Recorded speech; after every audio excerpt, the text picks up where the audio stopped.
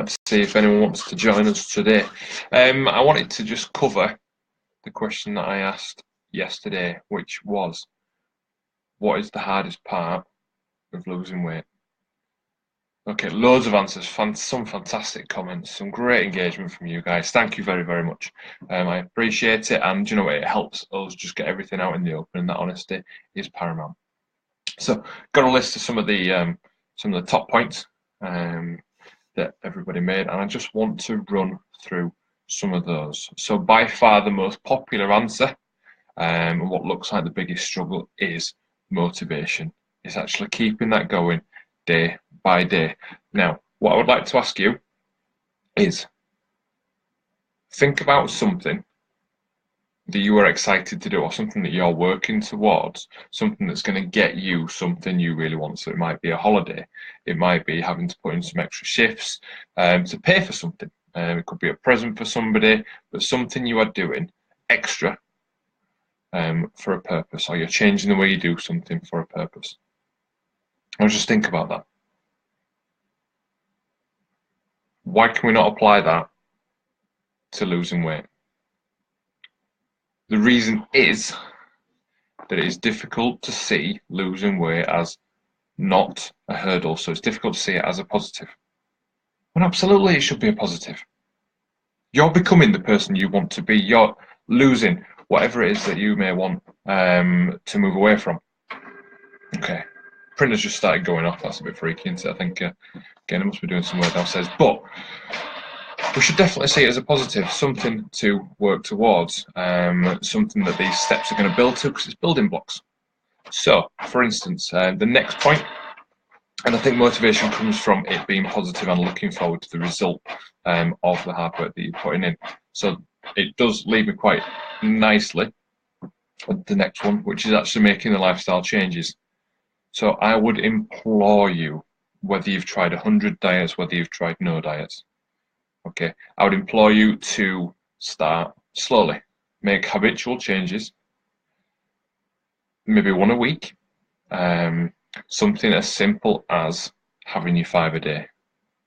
Sounds daft, we hear it all over the TV, but having your 5 a day will not only fill you up, because do you know what greens are filling? They're not that expensive. They're so packed of vitamins. They've got a low calorific value, so they're not going to make a massive impact into your diet. So they're a massive positive. Try and challenge yourself to have at least a third of your plate that is vegetables. Okay, that you could run that for a week or 2 weeks. Okay, it takes about that time for the human body and the mind to make it a habit, make it a ritual. Okay, then it becomes autonomous. Then we can look at adding something else in. Take the way that we teach kids maths, English, all the various different subjects. It's done slowly, it's done in layers. We need to think back to that. Nothing's a quick fix. Just like you could teach a kid algebra in a month.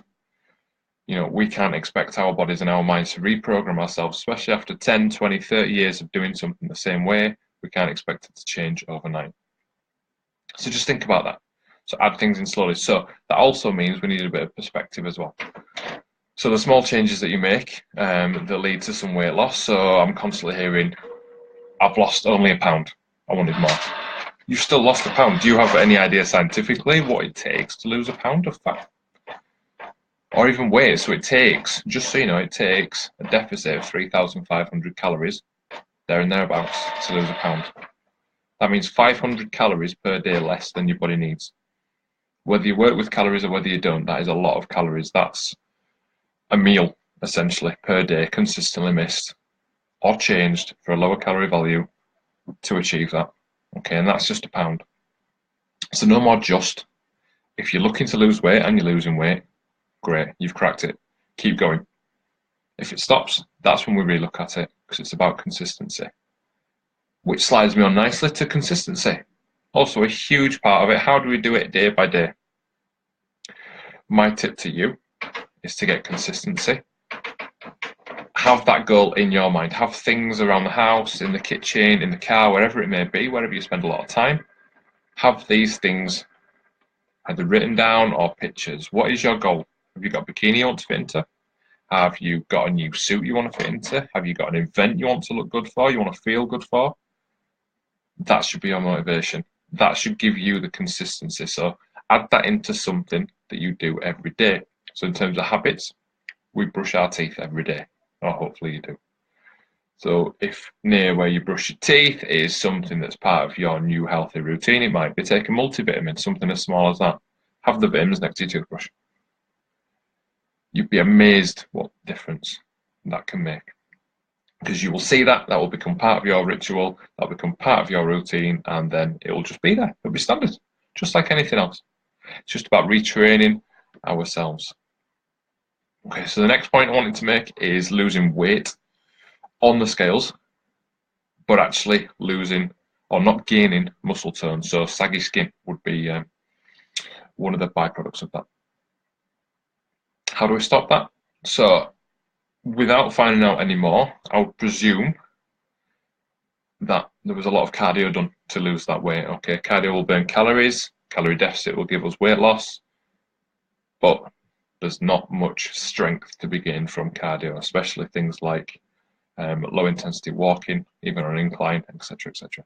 Okay, so the weight will go, but the muscle tone, muscles won't be worked hard enough and intensely enough in the right ways to create muscle tone. So my advice to you would be, looking at the last video that I did about weights and cardio, give it a bit of a mix. Get something a little bit more intense in there, something where you're under some resistance, something where we're going to build some muscle.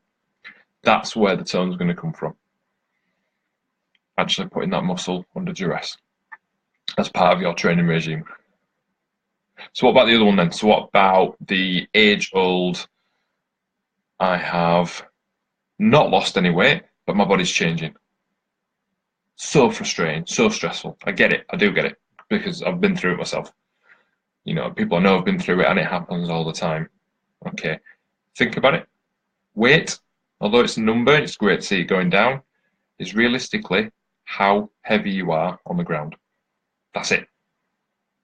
Okay, the way that you feel is normally dictated by how you look and how you feel about yourself. Now, if the numbers aren't going down, it doesn't mean that you can't be happy with the changes that you're seeing. Why do these changes happen? Because body fat can redistribute, or muscle can increase as body fat goes down. So you may have seen the pictures online, whereas something like that amount of muscle is equivalent to that amount of fat, or even bigger than that. So you lose that amount of fat and gain that small bit of muscle, you're going to lose size. You're going to look smaller, but you're going to weigh the same because it's more dense. Okay, so don't let that lose hope. What I would say to that is take measurements, use something else as well as or other than weight as a measure, so you can track it. So it may be measurements, it could be performance at something. So if you enjoy weightlifting, why not see if you can constantly increase your max lift on something? Or if it's cardio you're doing, why not see if you can increase your speed, your intensity, or even how long you're doing it for? Constantly see improvements there. You'll see improvements in your shape and size. But does it matter what weight that you are on the scales? I'm not sure. It'd be interesting to hear your comments on that one, because, as I said, it's really only the effect that you have on the ground, the effect that you have, the relationship that you have with gravity. Okay. One of the final points I want to get to and to kind of cover over is the price of fresh food, of eating healthy, and also food preparation as well, because yes, fresh ingredients are more expensive, but what are they more expensive than? They are more expensive than meal deals, they're more expensive than ready meals, they're more expensive than the pre-packaged products. Now, not only is there a lot in the media at the moment about pre-packaged products and the plastic and the inherent waste from that and the environmental impacts of that, putting that aside, having a meal of fresh food and vegetables and lean meat and everything else that's in there is far more satisfying on a whole. Yes, it is subjective, but far more satisfying for the body than something that's pre-packaged. Now, I'm not perfect. We've all had days where you go to Tesco, you grab a sandwich. You grab the healthiest sandwich, the healthy option, the least sugar one, etc. Okay, everything has its place. If you need it, that's a better choice than going to McDonald's, without a doubt. Other takeaways are available, of course. But what I'm trying to say is, because it's more satisfying, because your body gets more nutrients from it. It is 10 times better for you, and you feel better on that food. So the other side being that actually when you buy the ingredients, yes, you might spend £10 on fresh ingredients, or you spend £3.50 on a meal deal, but I guarantee that £10 for them ingredients will do you more than one meal. It will spread across a few meals, and that's where food preparation comes in. How many times have you had to wake up late, or the kids, something happens to one of your kids, they might be ill, or the pet has decided to take a pee all over your carpet or all over your sofa. You have something that's unexpected, something that jolts you. You're therefore not prepared, and it then affects your breakfast, because you know what? You feel, oh, it's not important.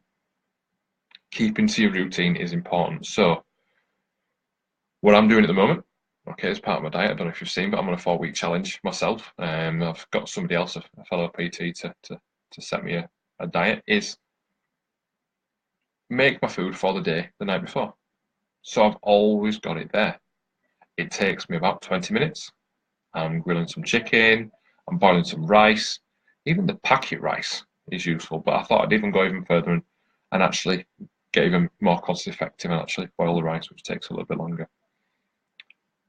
Yes, I've got food scales out. Yes, I'm measuring it. And then I'm putting it into Tupperwares, popping it in the fridge. Once you get used to doing that, it's there. It's so accessible, so quick. It's almost like walking into your own version of Tesco. But you've made it beforehand, you know what's in it. You can be far more confident that it's going to be better for you. So, just to come full circle then, this is exactly why we should see this journey as nothing but a positive. Every single step, every single change, whether it be you start food prepping, or whether you start making sure you've got plenty of veg in your diet, or whether you just start simply with intake of water and up in that, because you should be at least 2 litres a day. Now, it's not that easy. So water-based drinks, no coffee, not tea, don't count them. You can still have them, don't count them. We're talking water or no added sugar juice drinks, as in dilute squash. Okay, whether you're doing that or whether you're doing bigger changes, whether you're following a whole diet plan, every single day, every single meal is a win. Be thankful for the fact that you're doing it. Be thankful for the fact that you are taking the time to do something for yourself, rewarding yourself, because do you know what? You would do it for your kids. You would do it for family. Now it's time to think about you. Okay.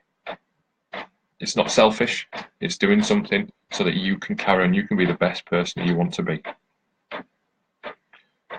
All right, so I'm going to let you get on with your day now. I am doing this on a webcam, so I'm not sure if anybody's left any comments, but I will have a look and pick up after. Okay, there's my thoughts on the hardest parts of losing weight. Remember, it is a journey, and every single step should be celebrated. If something's not working, then ask. This is what this community is for. This is the purpose, to share ideas and to share thoughts. Okay, so keep up the good work. Keep your head up. Keep moving forward, and we're going to get there. Any questions, just ask. Pop some comments below. Let's have a chat about this, and enjoy the rest of your day. See you later.